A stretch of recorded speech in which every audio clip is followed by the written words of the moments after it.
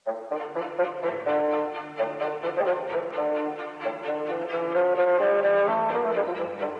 present The Sins of Prince Saradine, adapted by John Scotney, with Andrew Sachs as Father Brown. Well, what's it to be, Father? Shall we look out for some waterside inn, or more by the riverbank and sleep in the boat? It's all sky, Norfolk. Huge, wide skies. In London, there the streets are ravines, narrow brick ravines. You know, when I was a boy, for hours I used to stare up at the sky. Just stare. Guess why not? Night beneath the stars, warm enough.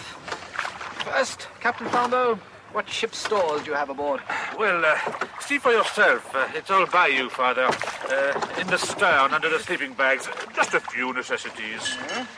Ah, 2 bottles of claret and a bottle of brandy in case we feel faint, presumably. Never know. Yes, and why did you invite me? In case you feel the cold hand of death in the night and need the consolation of the church? But you've not neglected to feed the mind. A book. Oh, 1 book? My dear Flambeau, what's this? Alice Through the Looking Glass. Do not scoff, Father Brown. As you can see, I am beginning to master your English language. But that book, by studying that book that way, I assure you, I will come to fathom also the psychology of the English mind. Now, look over there, that backwater. There, we shall spend the night. Yes. If you will just steer to port. Certainly, yes. Port, Father. The other string you pull. Of course.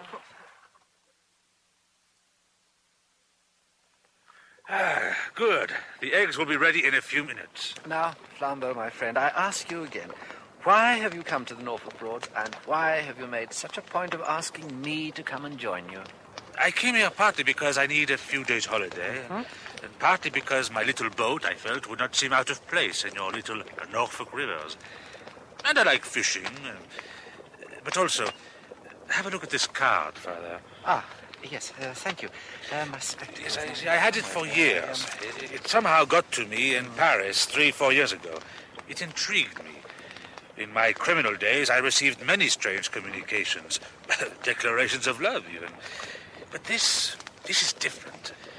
That little card with the green ink is really... Dear Monsieur Flambeau, if you ever come to England, come and see me. I have met all the other great men of my time. Oh, well. Yeah, there you go. That trick of yours of getting one detective to arrest the other was the most splendid scene in French history. How strange.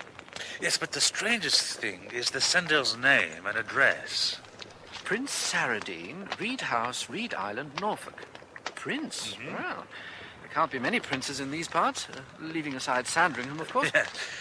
Yes, but this Saradine, I discovered he was a Sicilian of high birth. But as a young man, he eloped with a noblewoman of equally high rank, a married woman. It seems her husband, Signor Antonelli, then committed suicide by flinging himself off a cliff near their home in Sicily. Oh, what a terrible, foolish thing to do. Well, there were suspicions. It may not have been suicide. Oh? Yes. Anyway, Saradine lived a brilliant and fashionable life in Vienna and Paris. Then suddenly, some years ago, he disappeared. And then I get this card. Father, why should he choose to live on a remote island in a Norfolk mountain? It must be the last place anyone would expect to find. I ask you, a Sicilian nobleman. Perhaps that is the reason. I think... Yeah? I think the eggs are ready.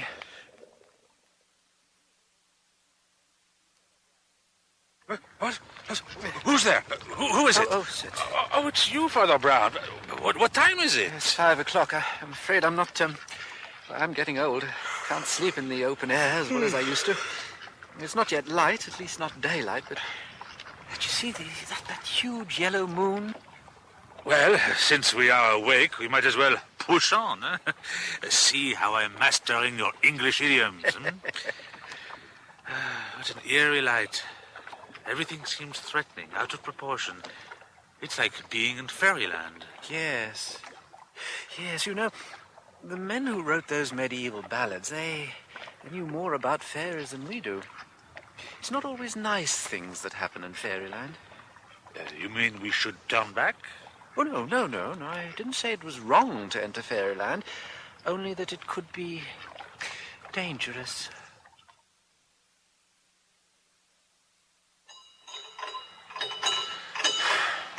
No, there's no one there. No, there's someone coming.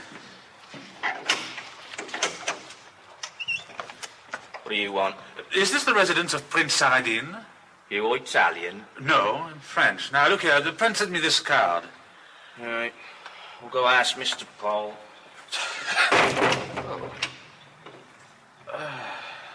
The warm welcome you always get in the countryside.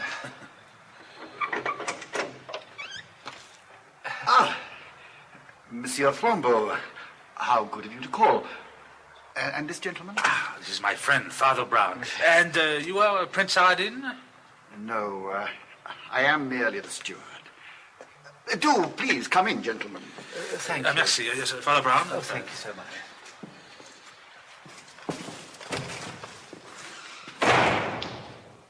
If you would follow me to the salon. Yes, thank you. His Highness should be here any minute and would be distressed to have just missed any gentleman he invited. Dear gentlemen. Merci. I will ask Mrs. Anthony to prepare you some coffee. Thank you. What a remarkable room. Mr. Paul? I am known as Mr. Paul, sir. Yes, the prince has a great love of light. It was the large windows that attracted him to the house, and he himself had all the mirrors installed. It is possible to see almost all of the Broad from wherever you're sitting. Oh, yeah. You seem to have come from fairyland into looking-glass land. I beg your pardon, Father. Oh, nothing. Tell me, this crayon portrait of the two boys, Mr. Paul, is one of them the prince? Yes, sir, with his brother, Captain Stephen. And this photograph, the man in fencing costume with a cup, it is the prince as a young man? No, sir, Captain Stephen. I'm afraid the captain has been a great trial to His Highness. Now, if you will excuse me, gentlemen, I must make a telephone call. Oh, yes, of course. Well, fantastic. All this light. It's like a cathedral, huh?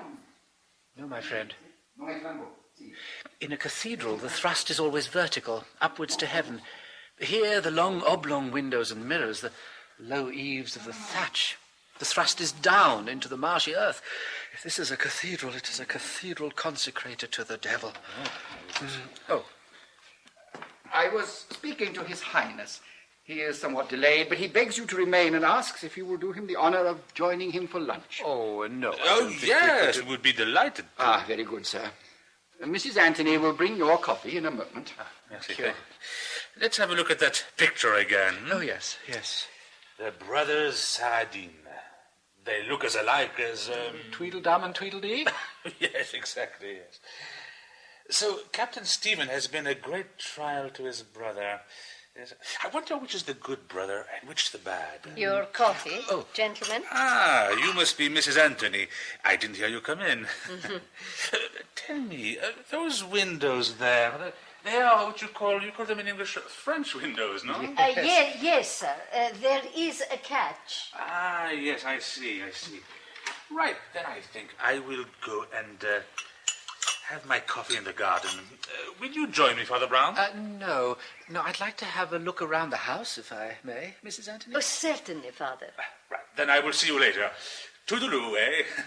Perhaps I will study my book by the river. Would you like to see the library, Father? The library? Oh, yes. Which one is the good brother, Mrs. Anthony, here in the picture? It would be hard. It would be mighty hard to say which is the good and which is the bad one, Father. Oh, yes? Oh, Father. It is so long, too long, since I spoke to a priest. My child. Father, there isn't a good brother. Oh? There was evil enough in the captain taking the prince's money, but be assured there was no goodness in the prince giving it. The captain's not the only man with something against him. Oh.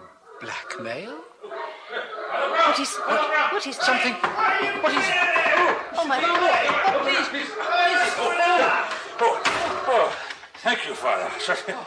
That's better. There's a couple of savage mastiffs out there. Oh, I'm so sorry, sir. I should have warned you. Martin! Martin! Take Tancred and Baldwin and chain them up while the gentlemen are here. Quite expensive dogs there. Oh, I'm extremely sorry, Monsieur Flambeau. Oh, your coat seems to be torn. Oh, yes. I'll get you one of mine to wear. Mrs. Anthony will repair it later. Yes, That's very yes, kind of of you. course. I'll come with you. You see, Father, Yes. the dogs answer only to the man, and the man only to to Mr. Paul. Shall I take you to the library? Oh, how good of you. So, here you are, Father. Tell me, what kind of books have you found in the library of Looking Glass House? Are the titles all reversed, like they are in Carol's story? Oh, there are some very strange books here, and a lot on Sicily. What do you know about Sicily, Flambeau? Well, I have come across the Onorata Società, the mafia, of course. But surely you don't think the prince is anywhere involved? No. But behind your honourable society lies something much older, much deeper. Yes, here it is. Storia della Sicilia. For 2,000 years, Flambeau, you see, Sicily was ruled by foreigners. Romans, Byzantines, Arabs, Spaniards. Ah, yes, I thought so. And out of this foreign domination grew a strange and terrible code, the Omertà. Yes, I've heard of it, Now, yes. here, I'll translate for you. Sicilian holds it not dishonourable to have his rights and wrongs judged by the state. The state was always the agent of foreign rule. Instead, the Omertà is based on a cruel and simple duty, the overriding duty of personal revenge, and on the strict public silence of witnesses. Oh, yes. Above all, on the bonds of the family. You know, Flambeau, these murdering feuds run for generations. And you think the prince has fled here to escape vengeance for something he did? Well, you told me yourself. You said he stole another man's wife and perhaps murdered the husband. And then his own brother started to blackmail him. The woman who calls herself Mrs. Anthony, she told me as much. Well, there you have it, then. Everything is explained. The bruiser of a servant, the savage dogs, they are guardians. But there are other things as well. Gentlemen, His Highness is here. Mrs. Anthony, clear these dishes now! Very good, sir. Ancora di Vesuvio, Signor Flambeau. It goes well with cheese. Paul, be quick. Bring another 2 bottles, the best in your cellar. Sir. Signor Flambeau, you are an amazing man. Your story intrigues me, but how does it finish? Well, the 2 detectives, each believing the other to be me, arrived at exactly the same time. They then tried to arrest each other and went off arguing, leaving me to go about my business in the jeweler's shop. Magnifico. I do not know how it was. I never met you in Paris. You certainly seem to have frequented the same kind of society. Indeed. And now, like me, he has given it all up for the quiet life. La vita serena! Here there is nothing to do but fish. You enjoy fishing, Signor Flambeau? Oh, yes, very much. Che pescatore! Then, this afternoon, I will show you where you will have the good sport. It is on the bank of the river opposite this island.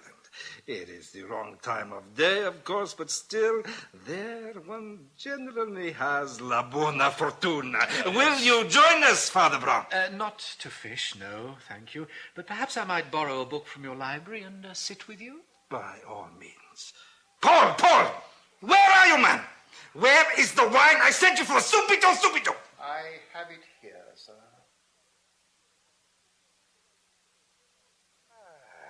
You were right about this being a good spot for fishing, Your Highness. Sì, c'è molto tranquillo qui, and there is good shooting too. I was just reading about the abundant fowls and fish in the Norfolk marshes.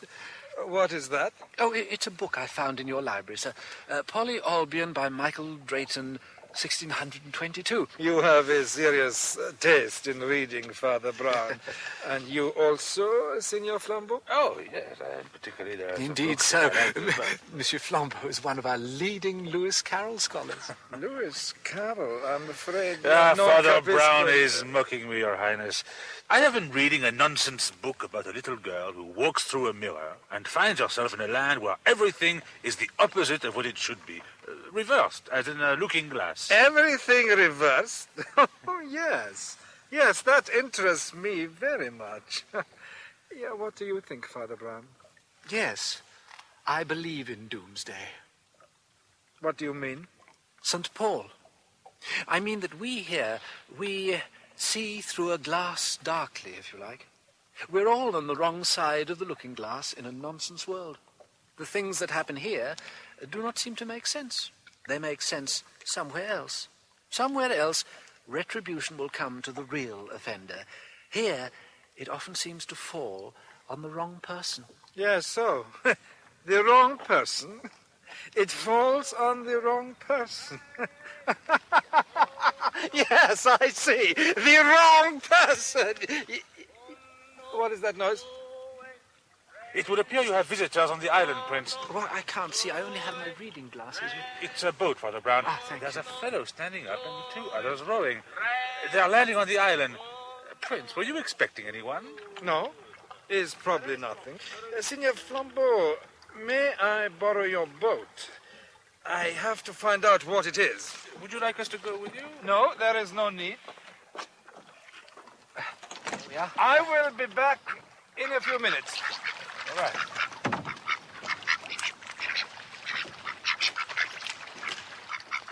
What's happening? Flambeau, I wish you'd given me a chance to get my glasses before you let the prince have the boat. I can't see a thing. The young man is going up to the prince.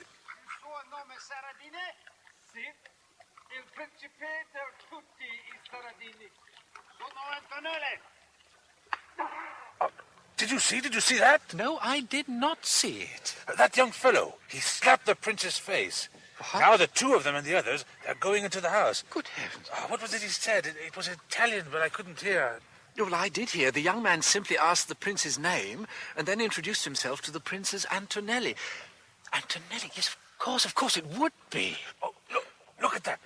Well, look, Father. Flambeau, I cannot see without my glasses. It's Mr. Paul.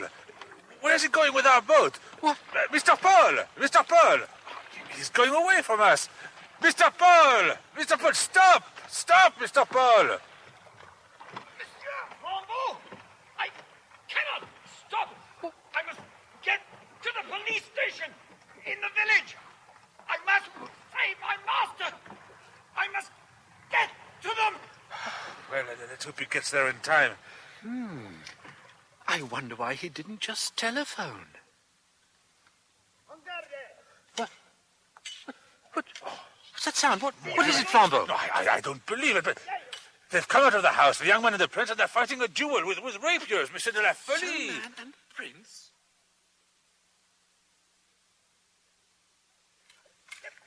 Yes, you say Mrs. Antony, who gave us the coffee, she is really Mrs. Antonelli, the woman with whom the prince eloped? Yes, the wife of old Antonelli who went over the cliff in Sicily. And that young man over there fighting a duel with the prince, who is he? That young man is Antonelli's son, come all the way from Sicily to avenge his father's death. But Mrs. Mrs. Antonelli, how dare the prince use her as a servant, the woman he robbed of her husband and her honor?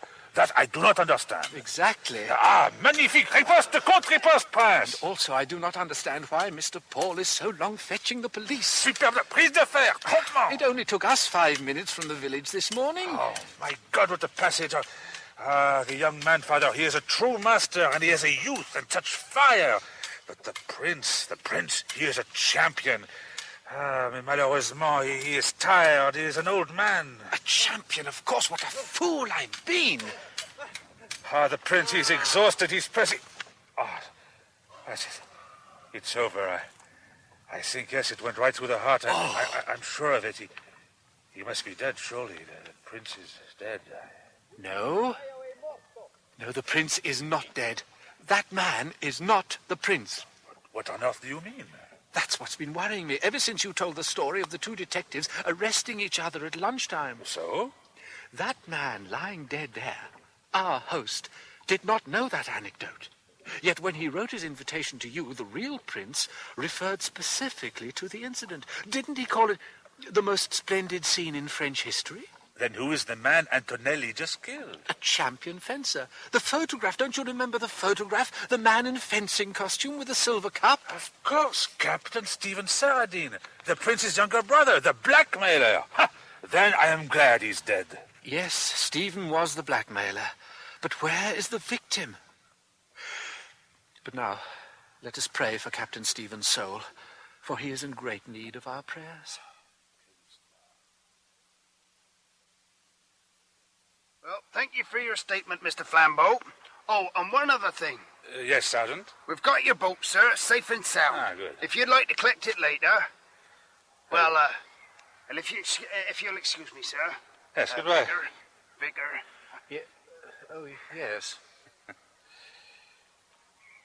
Well, Father Brown, I've given my statement to the police as clearly and accurately as I can, but I still don't know what really happened. Well, I think both the Saradine brothers were evil. But one ugly day, the captain got his hold on his elder brother, the prince. I imagine he'd somehow discovered the truth about the Sicilian affair and could prove that the prince had murdered old Antonelli in the mountains. Uh-huh. And so he raked in the hush money. Yes, as you say, until the prince's splendid fortune began to look a little foolish. But of course the prince had another burden. Some years ago he learns that Antonelli's son has been trained in the savage Sicilian code and lives only to avenge his murdered father. So the prince flees to this hidden-away spot and lives in terror with his bully boys and his dogs and his mirrors and windows that give him an all-round view of the broad that is, in effect, his moat. Of course. And then quite recently, he has his inspiration. Come with me. I'll just show you something. What is it, Father? See here, through the French windows in the dining room. It's Mr. Paul. And what a banquet. But what has he got to celebrate? If only he'd been quicker getting the police, his master would be alive and young Antonelli wouldn't be charged with murder. What does he mean by it? Why don't you ask him? I will. I say, Mr. Paul, would you please explain to me what... Monsieur Flambeau, have some champagne.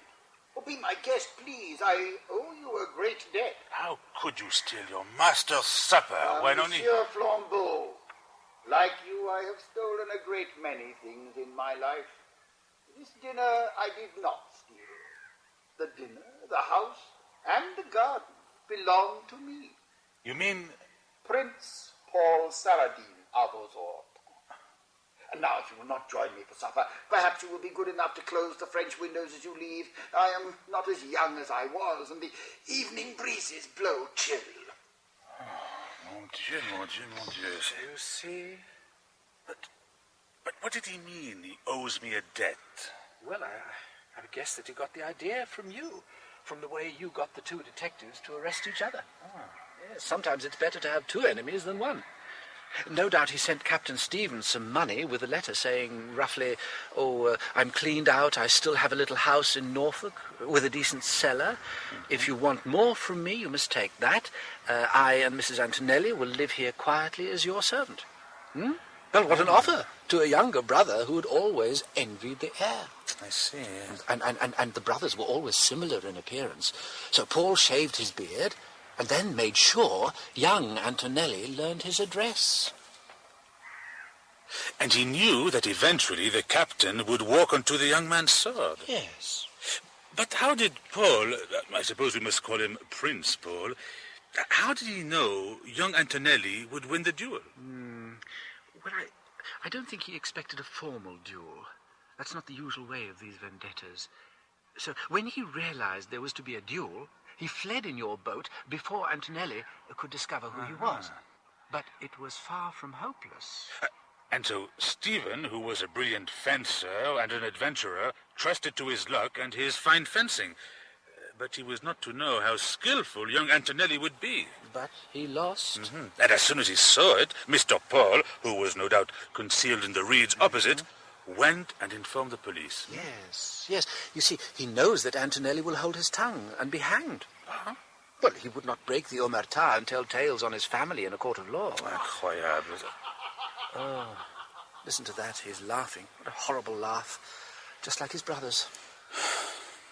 And hast thou slain the Jabberwock? O fraptious day, Callooh Calais, he chortled in his joy. Oh, it's all a dream, Father. It must be. A dream from which I am going to wake up in a moment. Indeed, perhaps it is. It's a nice philosophical point. Lewis Carroll was a philosopher by profession, you know. Just give me the book, would you? Yes, sir, here. Yes, thank you. Here, at the end, yes, here. Let's consider who it was who dreamed it all. It must have been either me or the Red King. He was part of my dream, but then I was part of his dream. Yes, maybe we are all part of a king's dream, my friend. A king of kings' dream.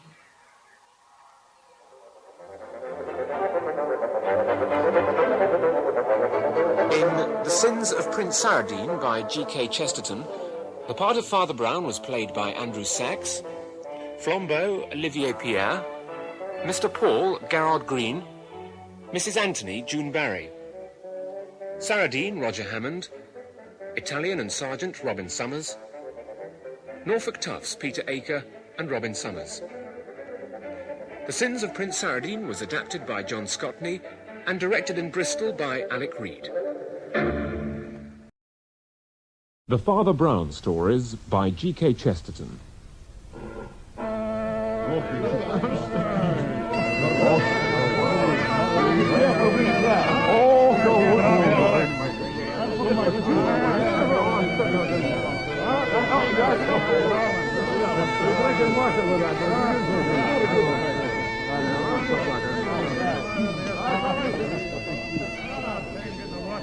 We present The Honor of Israel Gow, adapted by John Scotney, with Andrew Sachs as Father Brown. It's a very sour look, sir. There's a care for the pea broth. The pea broth. The soup. Oh, no, it was excellent. Oh, have I somehow... The pea broth, Father, is what you English call the bagpipe. Oh, I'm so sorry. Yes, I'm afraid I was feeling a bit gloomy. It's this slum clearance business. You see, you invite me up here to Glasgow to talk at your conference, and heaven knows why. Except I suppose I'm a Catholic, but I work in the London slums, and then for 2 days we talk, and well, now it's over, and nothing. We've done nothing. The tenements, and the despair, the physical and spiritual desperation. I am sorry. Oh, we weren't introduced. McCandlish, Superintendent McCandlish.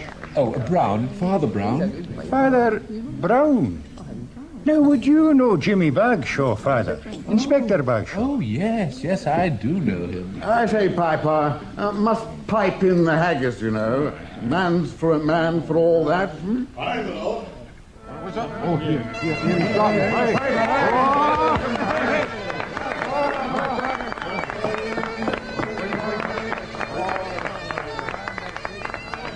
Father, you look as though you could do with a couple of days of good fresh air. And I've on my hands a mystery that's baffling me. It might be just up your street, and it would rest your mind a bit. Could you spare a couple of days? Yes, well... Let me try to intrigue you. There's an old castle, a mad laird, his deaf, solitary servant. I hope it doesn't include a murder. I've been involved with 2 murders recently. Your Haggis, sir. Oh, yes, thank you. Yes, how do you eat this? With a claymore in one hand and a ski and do in the other. Father, as for your question about murder, it might, but equally there could be no crime at all.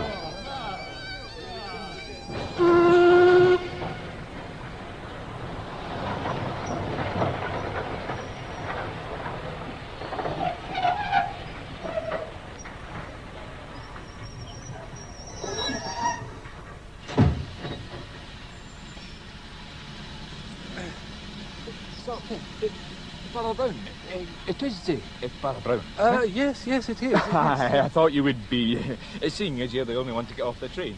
I'm Sergeant Johnston. Oh, how do you do, Sergeant? Let me take your bag. Thank you so much. You're wise to bring an umbrella. The superintendent asked me to meet you.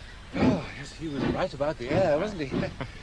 Somehow, I imagined Bradgrave Castle would be up north in the Highlands, not here in the south. Not at all, sir. That nonsense that all Scotland's romance is up there.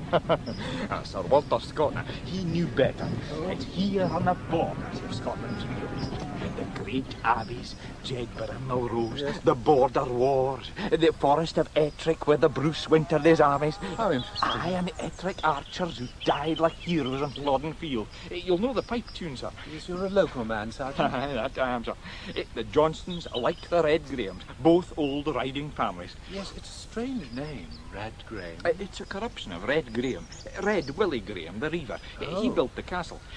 The pony and trap's just here. Your ticket, sir. What? Oh, yes, of course. No, wait, just a moment. I have, oh, yes, yeah. Thank you, sir. Very good, sir. Thank you very much. Yes, please. Here. Thank you.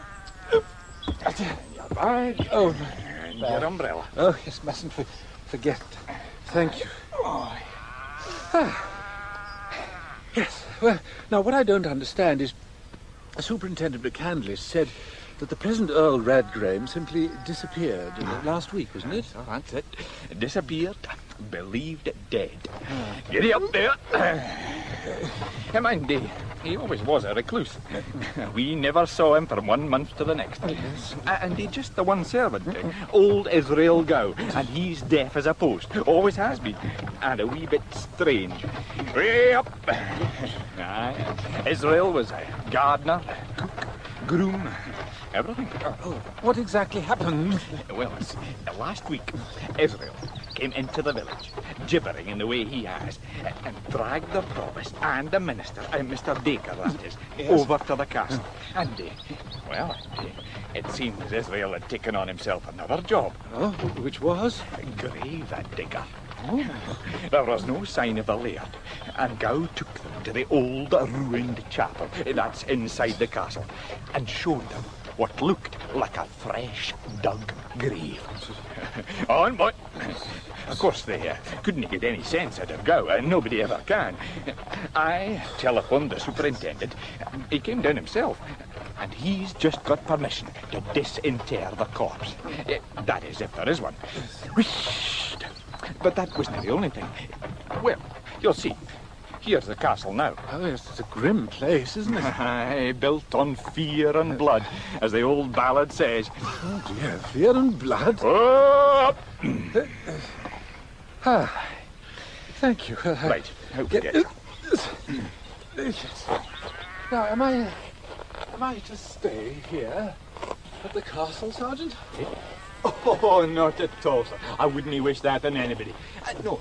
You and the superintendent, you're both staying at Mrs. MacDonald's, the fishing inn in the village. Oh, yes. It's a cosy wee place, and she's a good, cheery body, is Mrs. MacDonald. Good. Right, here we are. I've got the key here.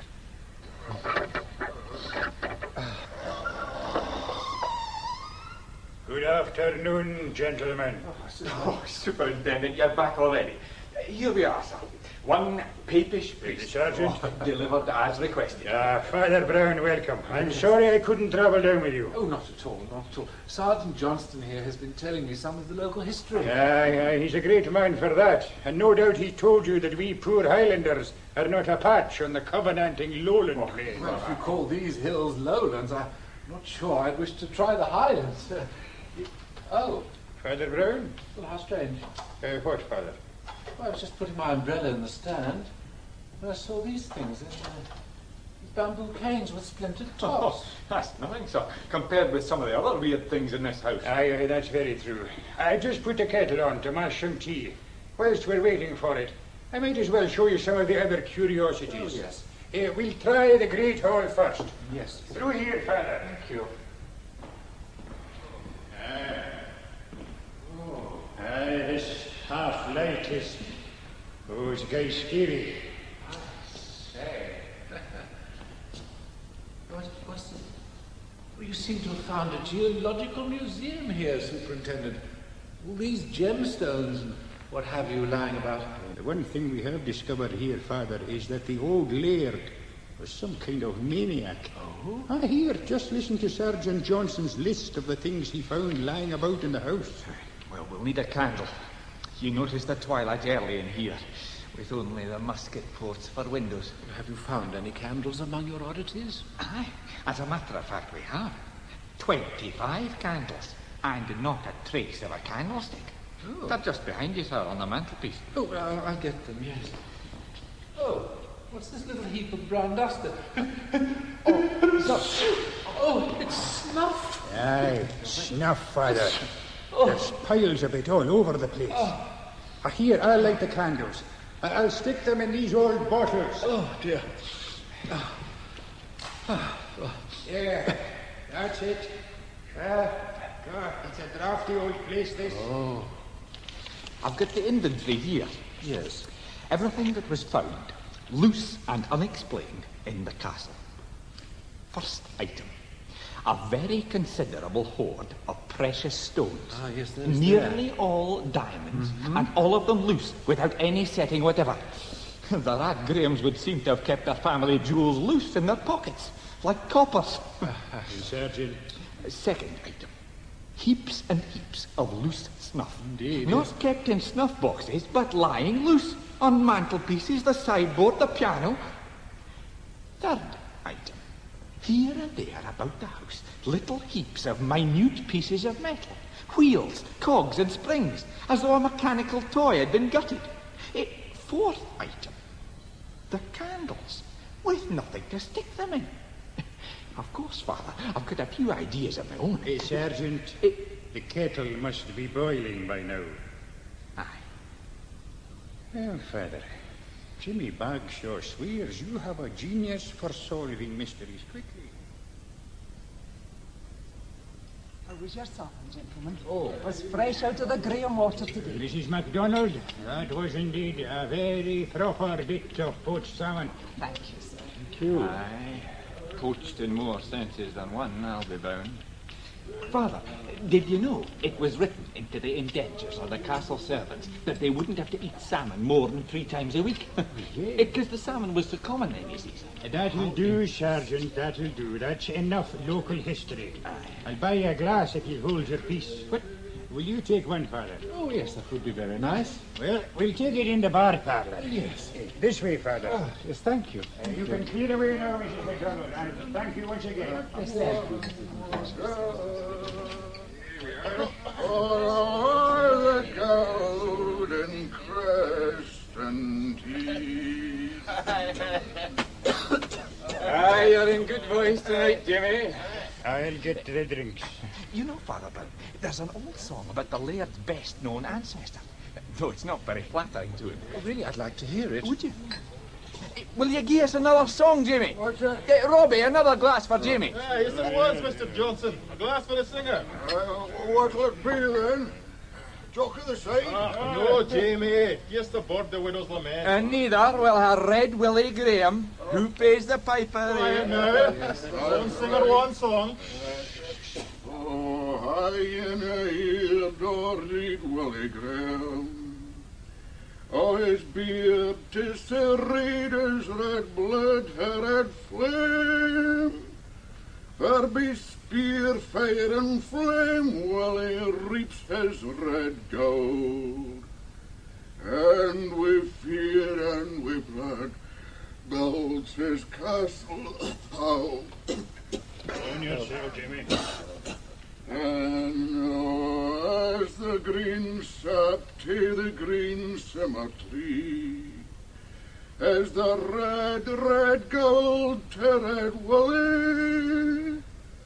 Oh, he'll bring ye barn, he'll bring ye hame, that deals in Ken's Wally grain.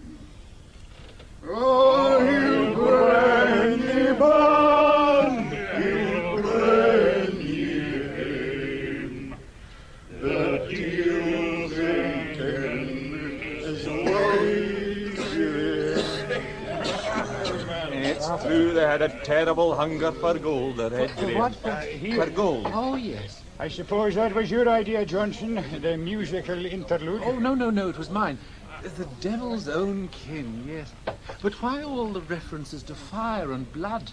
Well, you'll know the word blackmail, Father Brown, but Yes? I'll wager you didn't know it came from these parts. Oh, no, please. It means black rent. And Willie Graham and his cousins, the English Grahams, they were the leading exponents of it. If you didn't pay it, they burnt first your barn, then your house. If you did pay, they protected you from the other reivers, like the Johnsons, for instance. Well, spare me, Sergeant. I'm going outside to finish my cigarette. It was said that in the whole of the debatable land, no one paid or asked for proper rent. In fact, the good Bishop Rad Graham, he was one of... No, excuse me. Good Bishop Rad Graham? Aye, aberrations do occur, even in the worst of families.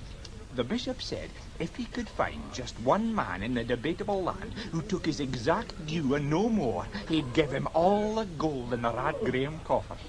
And needless to say, he didn't find one, so he cursed the lot of them with the great cursing. Oh? I curse their heed and all the hairs on their head. I curse their face, their een, their mouth, their nose, Your their wife ears. will curse you if you don't get home, Johnson.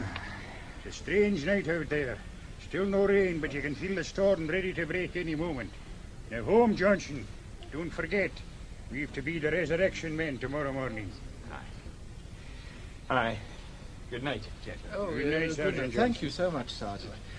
Resurrection men? Yes, Father, we have to dig up the corpse in the old chapel. Resurrection men was the name they used in Edinburgh for the body snatchers. Men like Burke and Hare who used to... Oh, so help me, it's catching. I'm starting to sound like Johnson. I'd best get to bed. Good night, Father.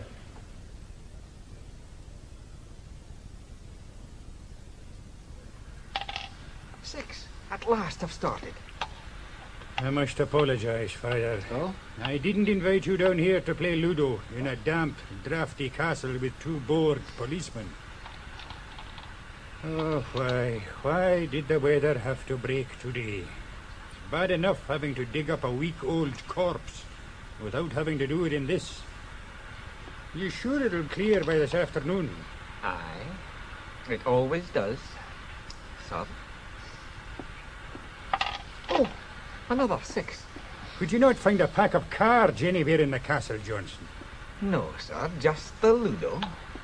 The laird wouldn't have cards in the house. He disapproved of all forms of gaming, unlike his forebears. There. 4. Unlike his forebears? You know, he was obsessed by them, but he hated them for their evil ways. The only one he resembled was the bishop. Ah, yes.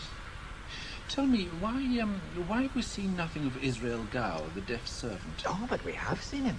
He was digging potatoes outside his cottage when we came from the station. We tried questioning him by writing down the questions on a piece of paper, but it seems he can hardly read or write. Really? I wonder how his master communicated with him. How did he come to work here? Aye, that's a curious tale. Oh, 2. It was when the laird was already becoming a wee bit strange. Israel was a boy. He wasn't quite so deaf then, but he was still a solitary child, very religious, a good Presbyterian. And most of us are around here, but he was the... Anyway, one day, this deaf and seemingly senseless child brought the laird a telegram that had gone astray. Israel lived in a village about a dozen miles away. The laird, now, he was never a very generous man in small things, though he gave a good deal to charity. He gave the boy a new farthing, Or so he thought. Later, he realised he'd given him not a farthing, but a sovereign. In the middle of the night, he was knocked up by this deaf idiot, and it was a night as rough as the weather is now. He was so impressed he took the boy in. Yes, he'd brought the sovereign back. No, 19 shillings and 11 pence 3 farthings. Aye, keeping the farthing he was owed. Are you sure it'll clear up, Sergeant?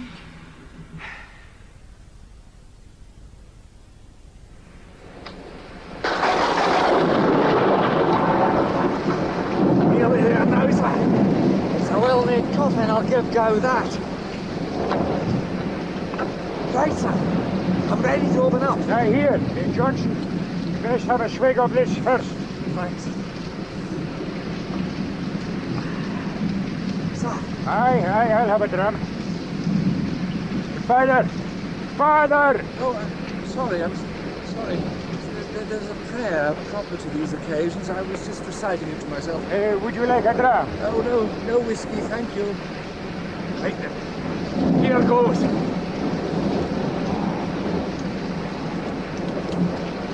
Oh, it's tough. Here, let me help you, Johnson.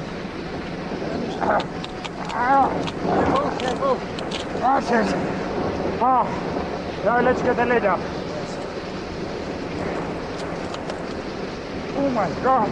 My God! My God!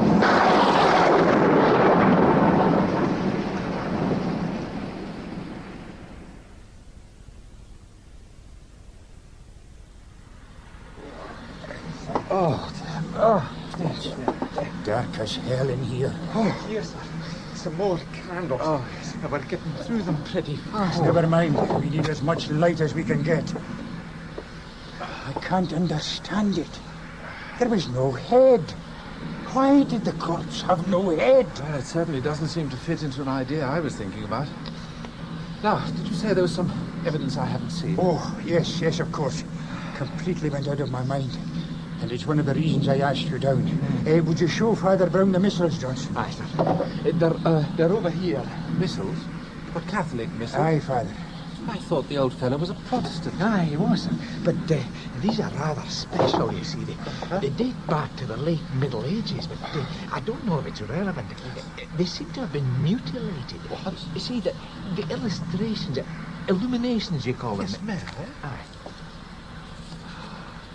Aye. Oh, now this is serious. Yes. This is not spilt snuff or loose pebbles. Well, they might be there for 100 reasons. Aye. There's only one reason for this being done, and it goes down to the roots of the world. It will, Father. Look here. In every place, look here, where the great ornamented name of God appears in the old illuminations, and there, it's been elaborately taken out. Aye, so it has. And you see, the only other thing that's been removed is the halo round the head of the child Jesus. Aye.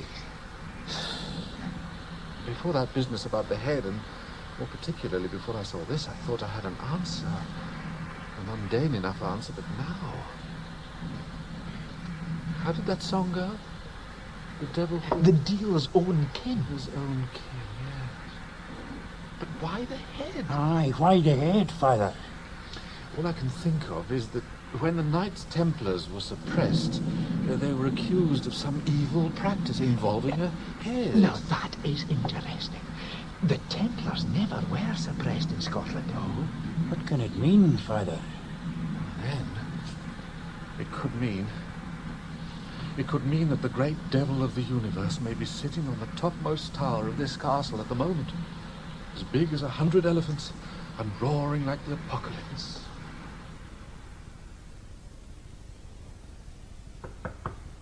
Father Brown? Father Brown, are you there? Are you there? Doesn't seem like it, Superintendent. Aye, he wasn't at breakfast. You'd best use your pass key, Mrs. MacDonald. Oh, I wouldn't want It's all right. I'll take responsibility. Very well, Superintendent.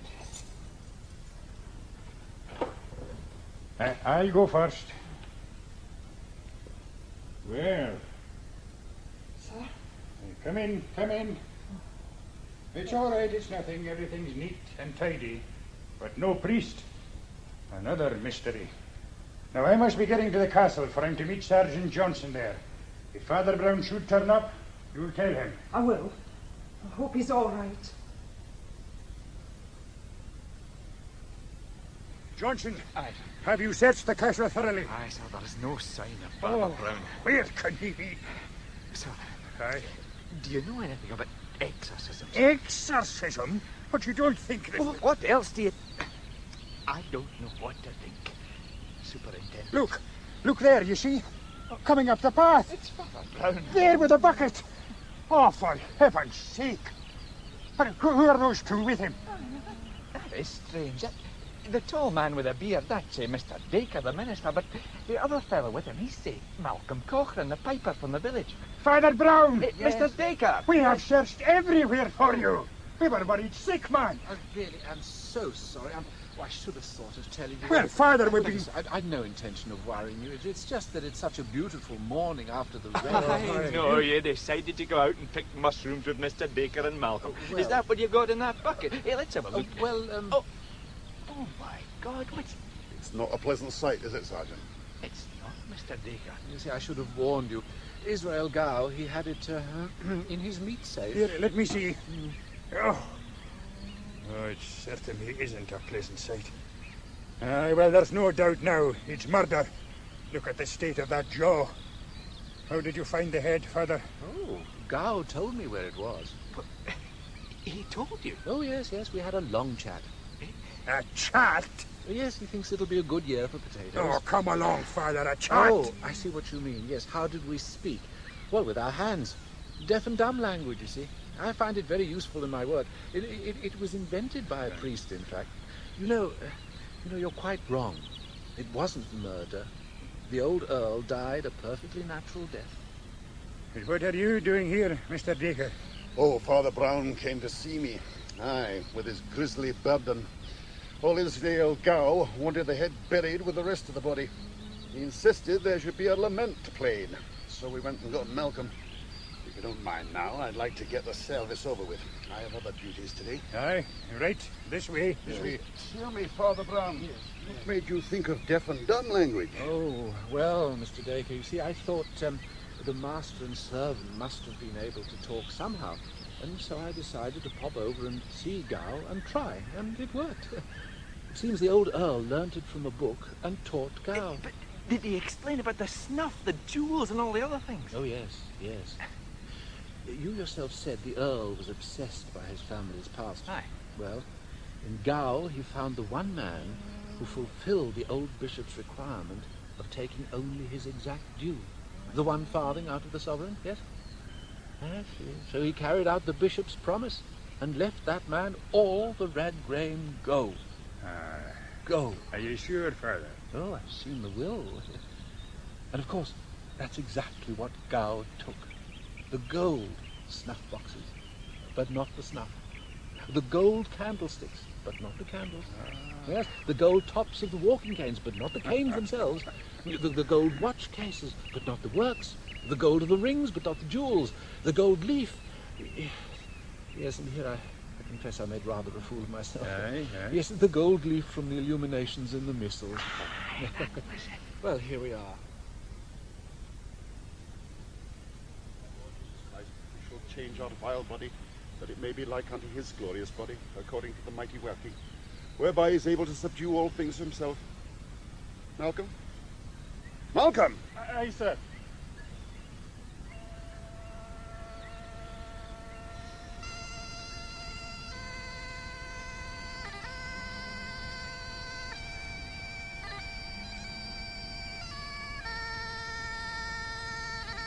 Father, I meant to ask you, why did old Gow cut off the head and remove the jaw?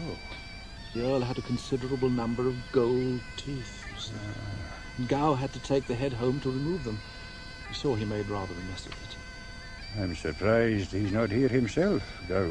Oh, no. No, when I told him there'd be 5 of us, he said he wouldn't. He doesn't like crowds. In fact, he asked me to bury the head quietly myself. I said no. Aye, Father. Well, It would be a pity, wouldn't it, when the dead are raised on the great day of judgment, if the Earl was a Protestant from the neck down and a Catholic from the neck up?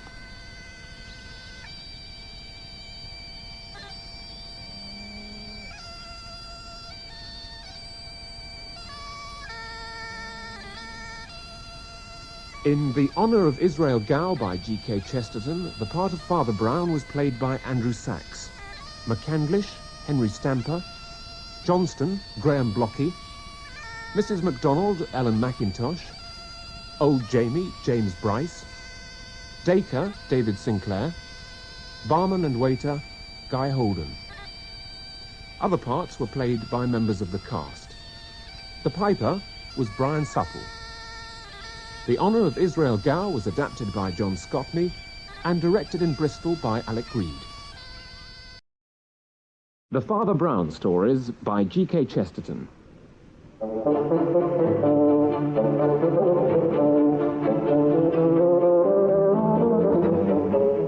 We present The Invisible Man, adapted by John Scotney, with Andrew Sachs as Father Brown.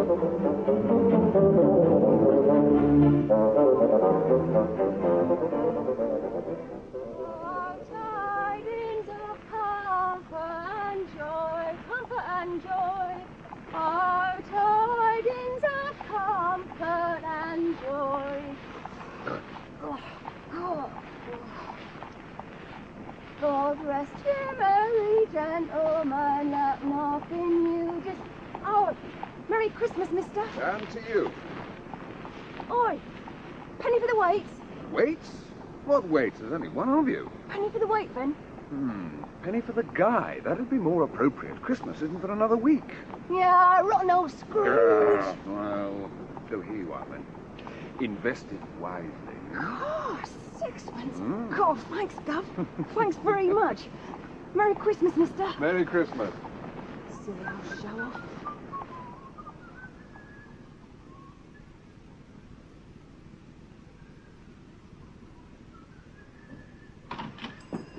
Merry Christmas, Mrs. Wilkins. Oh, you, Mr. Angus. Yes, I'm afraid so. Whew. It's snowing again out there and a bitter wind. Oh, really, Mr. Angus? My word. Those plum puddings look absolutely deadly. Oh, Mr. Angus. Look, I'll just pop through to the tea room for a warming cup of your delicious coffee, hmm? Well. Oh, Mr. Angus. Oh, Laura, alone at last. And what would you like, Mr. Angus? Ah, the blessed ghastliness of Mrs. Wilkins' patisserie. It makes her tea room such a haven of privacy. A small cup of black coffee, please. How much are the coconut kisses? A penny, halfpenny. Oh, dear. Can't afford it. I'll have to have a real kiss instead. John, don't. Mrs. Wilkins will see. I'll get your order. Hello, Mrs. Wilkins. Oh, that Mr. Angus. I might have known her idea of Christmas decorations would be holly. Extremely prickly holly. Not a twig of mistletoe. Eh, Mrs. Wilkins? She'll throw you out. Here's your order. Will that be all? Just one thing more. I want you to marry me. Those are jokes I don't allow. No, really. Truly. I'm being perfectly serious for once in my life. As serious as the halfpenny bun. A halfpenny bun? Marriage is expensive, like the bun. One pays for it. It is indigestible, like the bun. It hurts. John, there's something I must...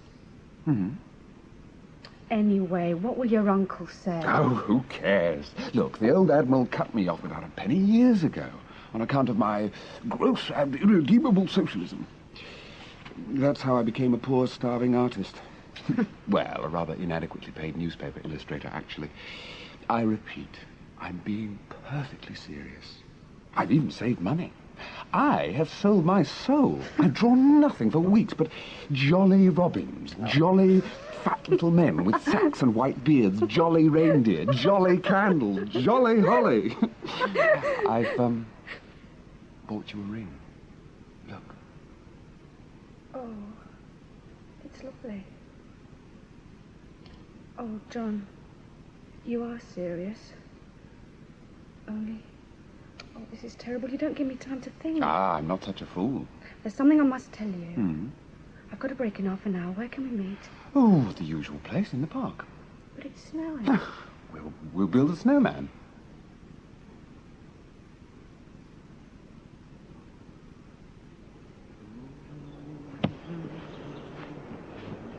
Hello, John. Hello. There. One snowman nearly finished. You haven't got a pipe and a carrot about you, have you? To finish him off. Mr. Angus, before there's a minute more of this nonsense, I must tell you something about myself as shortly as I can. It's nothing I'm ashamed of, but it's a nightmare. What? Now, my father owned an inn, the Red Fish at Lodbury. I used to serve behind the bar. Ah, I always knew you were reared among nobler beverages than tea and coffee. Look, do you mind if we walk? I'm freezing. Right. Lodbury's a sleepy little hole tucked away in the Wolds. The only people who ever came to the Red Fish were the usual commercials and men who had nothing better to do than lean about in a barroom and bet on horses. Sounds quite idyllic. The exotic strangers and the sportive kings. Now, for myself, Oh, do hold your tongue and listen. Huh? There were two of them in particular. Really, I was a bit sorry for them. They were so unattractive. One was very small, a tiny little man.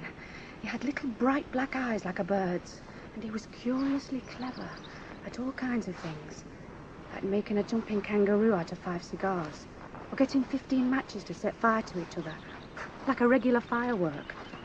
Isidore Smythe, that was his name. And the other one, was he, by contrast, enormously tall? He was quite tall. He had light-coloured hair. I think that was what was so dreadful about him. He was so completely nondescript. A dreary, silent, ordinary man. James Welkin he was called. He never did anything except soak in our bar parlour and go for long walks by himself in the dull grey hills all around. So, I was startled and very sorry when they both offered to marry me in the same week. Good Lord.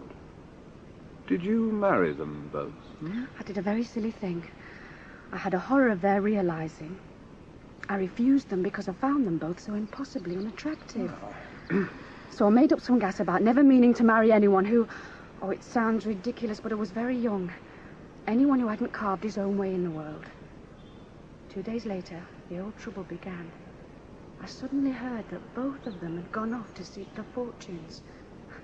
As though they were in some silly fairy tale. And now they've come back from the goldfields of Australia with red shirts, huge moustaches, and sacks full of half-time nuggets. Not quite.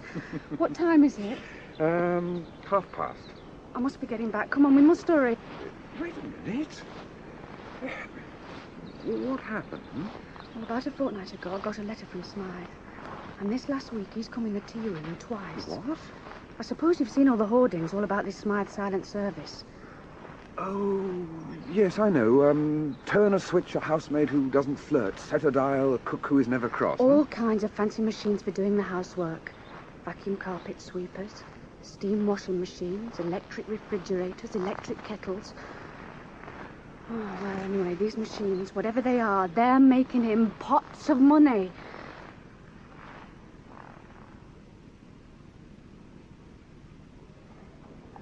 Oh, all right now, Laura, we're here, we're back, and we've still 5 minutes to spare, and there's something you haven't told me. What? The other man, Yes, you're right. Yes. He's the one I'm frightened of. I haven't seen him. I've heard him. Well, how?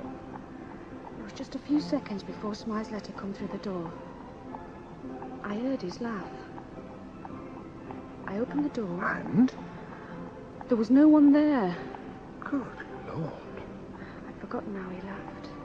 It's one of the reasons I found him so unattractive. I say, that's rum. Yes, it is, isn't it? No, I don't mean that, though it is, of course. I mean this, here. Well, this paper stuck to the shop window, this thin strip. Do you know what it says? Smythe shan't have you. If you marry him, he will die. Who the devil are you? Isidore. Sorry I startled you. It's these rubber sole shoes, one of my own products. They're very quiet, especially in the snow. And this gentleman, Laura? Mr. John Turnbull Angus. Mr. Isidore Smythe. How do you do? How do you do? It is undoubtedly Wilkins' writing, is it not, Laura? Aye. I came to tell you that I, too, have heard from James. Have you? Yes. 5 times in the last fortnight he's left threatening letters at my flat. Yet the porter swears he didn't see anyone in the least suspicious. And here he has pasted up some sort of dado on public shop window, while people in shop Quite were... so, while the people in the shop were having their tea. Aye. Or rather, while the person in the shop was having his tea, there's only that little priest. Well, we must speak to him. What? Ah. Yes, can't stop. Oh, Mr. Angus. Evening, Mrs. Wilkins. I see trade is looking up. A customer. A guest. Oh, Laura. I'll explain in a minute, Mrs. Wilkins. Yes, you will. Excuse me. Are you speaking to me? Could we have a word with you a minute, please, Father? Oh, yes, certainly. If you marry him, he will die. Oh, dear. The thing is, Father, did you see anybody stick it up there? I wonder what those little holes can be. It is probably stamp paper. Easy enough to get hold of, and no one could possibly trace it. More important, though, Father, did you see anyone stick it there? No. But then I wouldn't, you see. I'm terribly short-sighted, and I was rather a long way away. Oh, I have perfect eyesight. Ah. I assure you I saw nobody. Oh, that's amazing. Well, if I were you, Smile, old chap, I'd put the whole thing in the hands of some energetic private inquiry agents. Well, you're right, of course. But some of these private detective fellows are, well, you know... There, perhaps, I may be able to help. I know an extremely clever fellow. His name's Flambeau. Oh, he's a foreigner. Yes. His office is in town, but his flat's not far away. Do mention me, Father Brown. It's only a few stops on the penny omnibus. Penny omnibus be damned. I'll go in my car. Go with him, John. Why? He may need help. Now, look here, No, Laura. don't worry. The threat's against Mr. Smythe, not against me. Remember, I know James Welkin.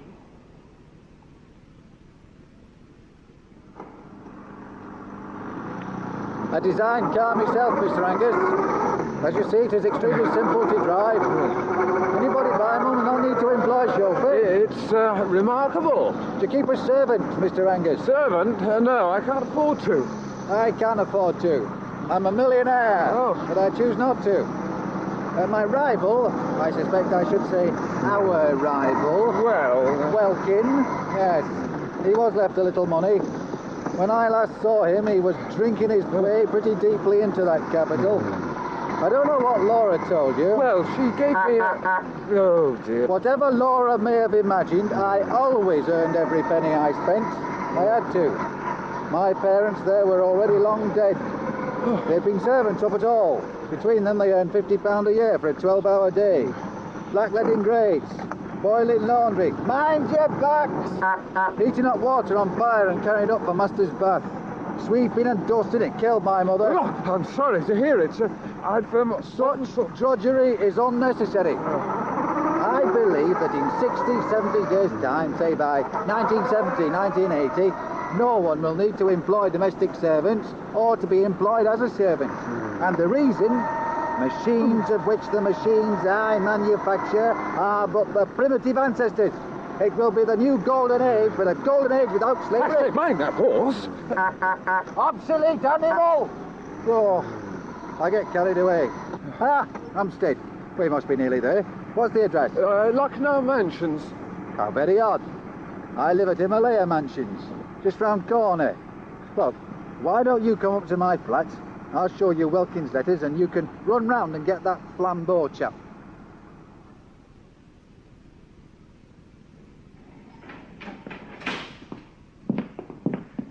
Here we are, my flat. Well, avert your eyes. I beg your pardon? While I turn this combination lock to neutralise burglar alarm system. Otherwise, when I open door, bells will ring in here and in hall porter's office. Oh, I see. Good. Now we can go in. See, electric light comes on as we enter. Come through to the kitchen, shut the door. Oh, yes. Good Lord, what a battery of paraphernalia. What's that? That is my electric knife sharpening and polishing machine. I say, I wouldn't half mind having one of those. 33 guineas. 33 guineas? Oh, that's a bit steep. Costly. Like so many of my machines, it is, at present, vastly more expensive than the human servant it replaces. Oh.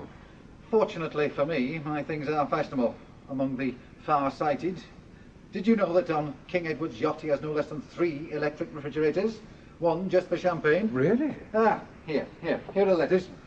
Living room is through there. Door, of course, is automatic. I just press this button here, so.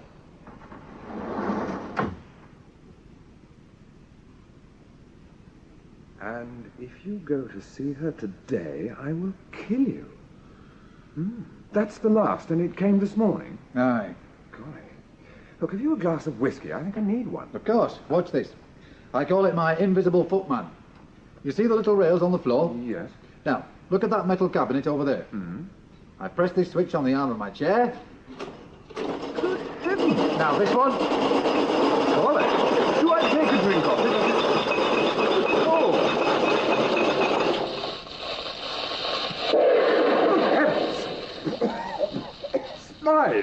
Smythe, are you all right? It's still experimental. I haven't got the circuits quite right. That's one disadvantage. A human footman wouldn't explode in a blue flash and give off clouds of smoke. Oh, you haven't seen my uncle's butler. Look, if you don't mind, I think I'll forget about the whiskey and trot over to this Flambeau fellow. Too sweet, Yes, right. This way. Okay. Mr. Angus, I don't know how to... Don't think nothing of it, old boy. Workers of the world unite, you know. Aye, may the best man win. Look, I see you've got one of these spy hole things in the door. Smythe, I beg you, open this door to no one till I get back, I won't. Cheerio, then. I'll put the alarm on. Goodbye. Champagne Charlie is me name. Champagne drinking is me game. Oh. Ah, madam, scrubbing away, I see. Yes, sir, scrubbing. Did you know that one day you might be replaced by a machine? Oh, good. Well, but for the moment, I want you to take this with my best wishes for a happy Christmas and a prosperous New Year. Thank you, sir. Thank you. And when I come back, I shall give you another half-crown. Another half-crown? Yes, because I want you to watch that door. Yes. And if anyone tries to go in there, I want you to nip down in the lift and tell the hall porter immediately. Yes. Anyone, do you understand? Yes, sir. Splendid. Compliments of the season, Flippin' toffs. Oh, well, at least the snow has stopped. Yes. You see, I am from the south, Mr. Angus. I do not share your northern taste for winter weather.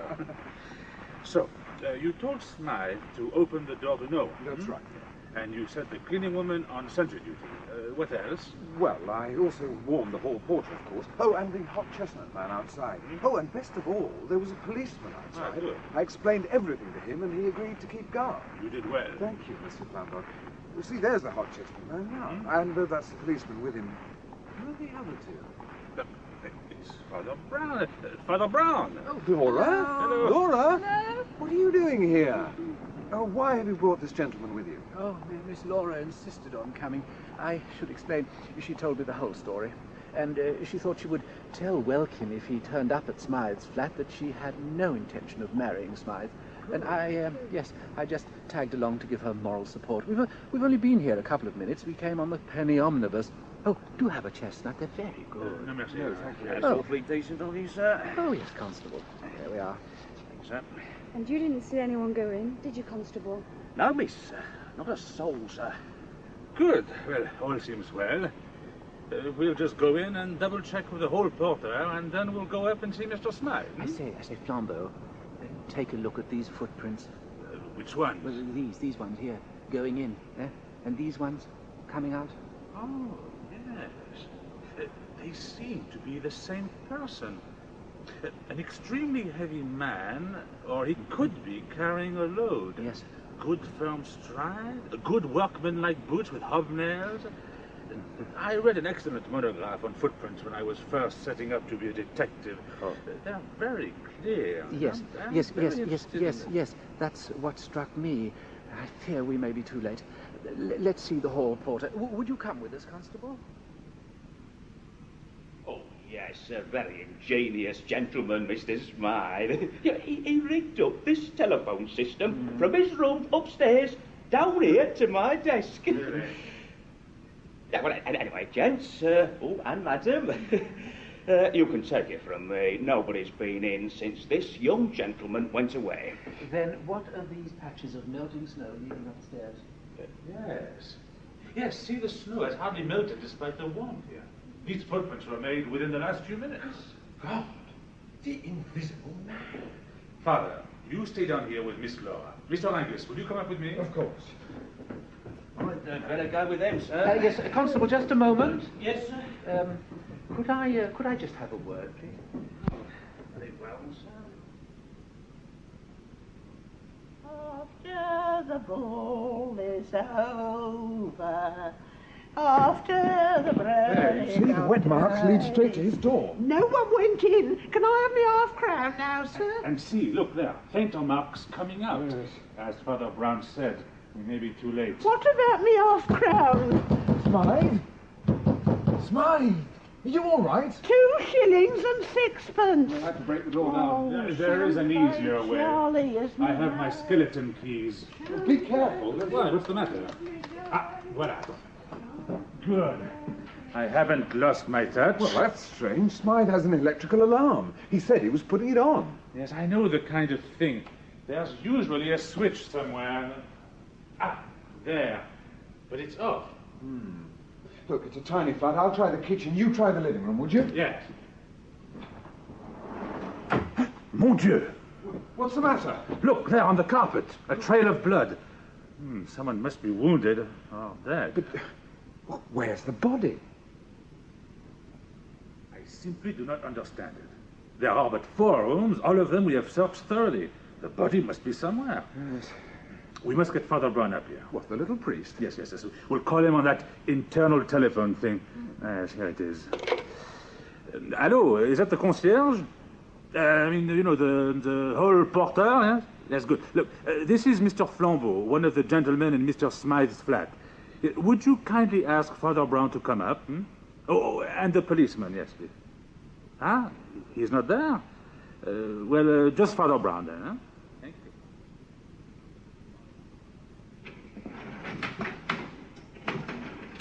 Well, here we are. Father Brown. Yes, I'm sorry about the policeman. I sent him off on an errand. Laura, why did you come up here as well? It's not a pretty sight, you know. I wanted to know what happened. Yes, so do we.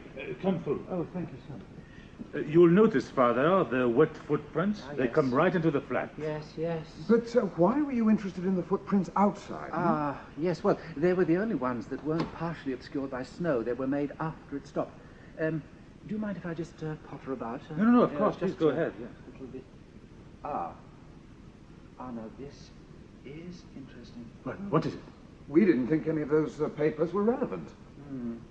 No, they're not. This one, this might interest you, Miss Laura. Here. Oh, thank you, Father. Excuse me? Why don't I come in, sir? Oh, yes. Constable, do come in. We arrested him, as you suggested, sir. Well done. Well done. You've acted very promptly. Thank you, sir. He confessed at once. We're going to drag the canal for the body. Good. So the little priest triumphs again. Look, will someone please explain? You've caught the invisible man. Oh, only mentally invisible, Mr. Angus. You know how rich people never notice the presence of servants? They take them for granted. To them, they are invisible. Yes, but Smythe had no servants. Well, there are public servants as well as domestic servants. When those 4 honest people said that no one had gone into the mansions or the flat, they meant no one they noticed. And, Miss Laura, there was something you said to me which wasn't true. What? I say, Father. No, don't be annoyed. She thought it was true. But there can't be no one in the street outside just after a letter has been delivered. And then, of course, there was the stamp paper. Look, I can't stand it anymore. Now, who is this fellow? What does he look like? What is the usual get-up of a mentally invisible man? Oh, he's dressed rather handsomely in red, blue, and gold. And in this striking and even showy costume, he entered Himalayan mansions under 8 human eyes. What? Yes, he killed Smythe in cold blood after Smythe opened the door to him, and he came down into the street again, carrying the dead body over his shoulder. Dear Father Brown, are you raving mad, or am I? You're not mad, only a little unobservant. James Welkin was dressed as a postman. So it was Welkin after all. See, nobody ever notices postmen somehow, yet they have passions like other men, and don't they carry large sacks where a small corpse can be stowed quite easily? Hmm? Have you ever noticed this, that people never answer what you say? They answer what you mean, or what they think you mean. You see, suppose one lady says to another in a country house, "Is anybody staying with you?"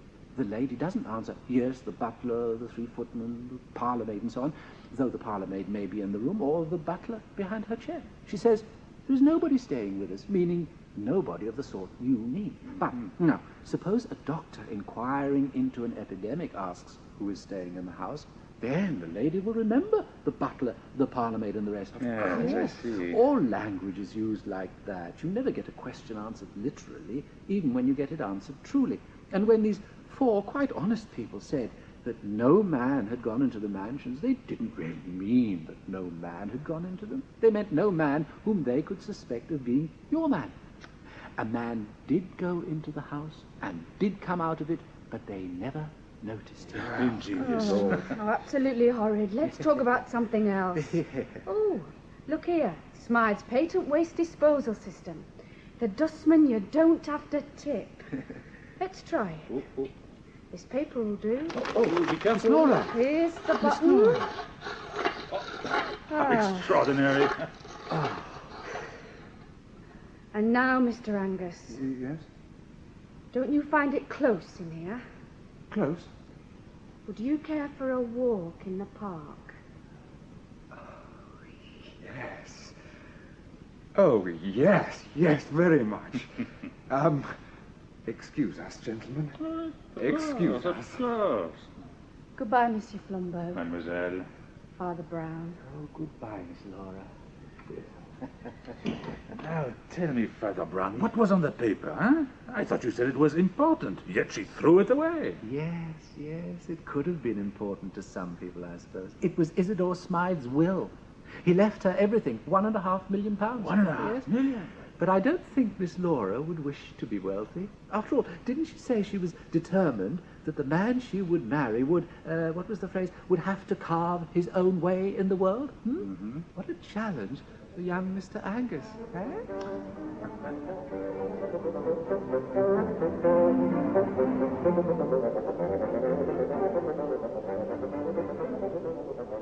In The Invisible Man by G.K. Chesterton, the part of Father Brown was played by Andrew Sachs, Flambeau, Olivier Pierre, Laura, Eileen Tully, John Turnbull Angus, Anthony Hyde, Isidore Smythe, Michael Drew, Mrs. Wilkins and Charlady, Margot Boyd, Policeman, Peter Aker, Urchin, Melinda Walker.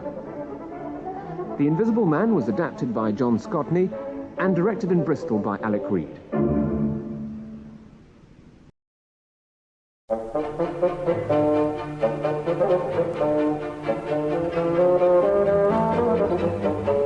We present The Eye of Apollo, adapted by John Scotney, with Andrew Sachs as Father Brown.